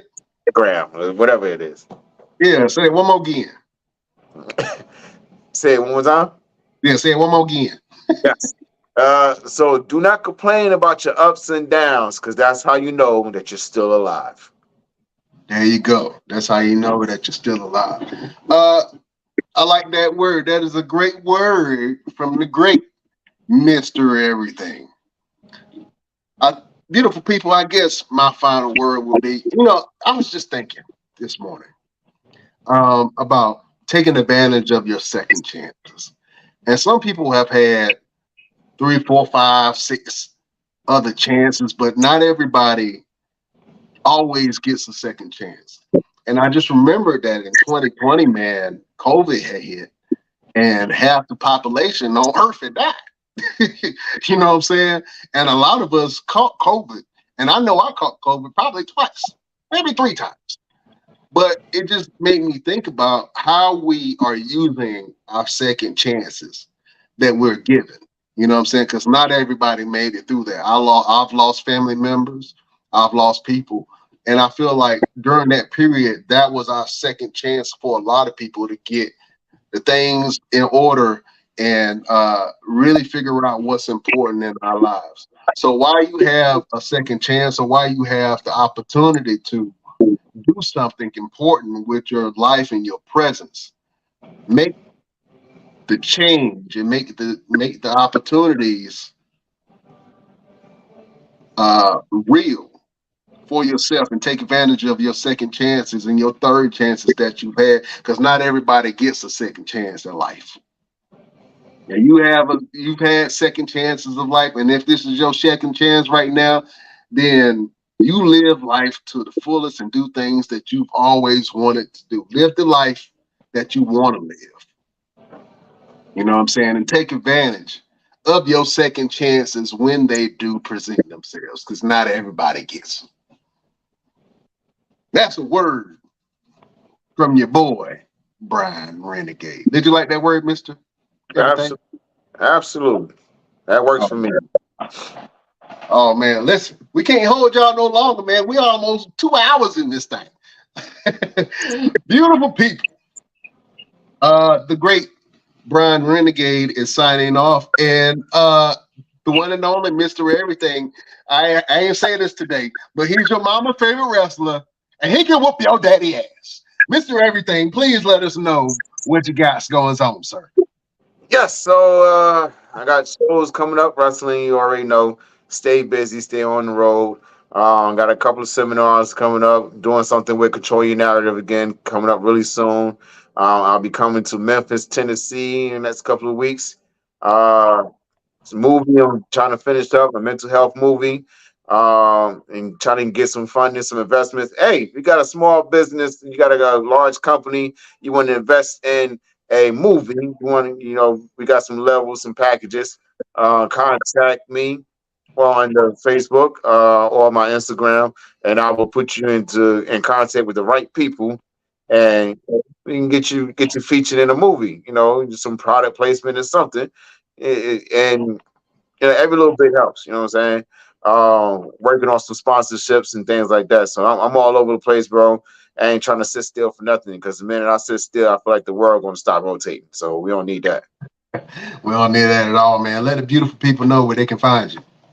Absolutely. The easiest way to find me is go to my website, www.rooseveltconyers.llc.com, and that's where all my social media stuff is linked on to. And then, reach out to me, get up with me.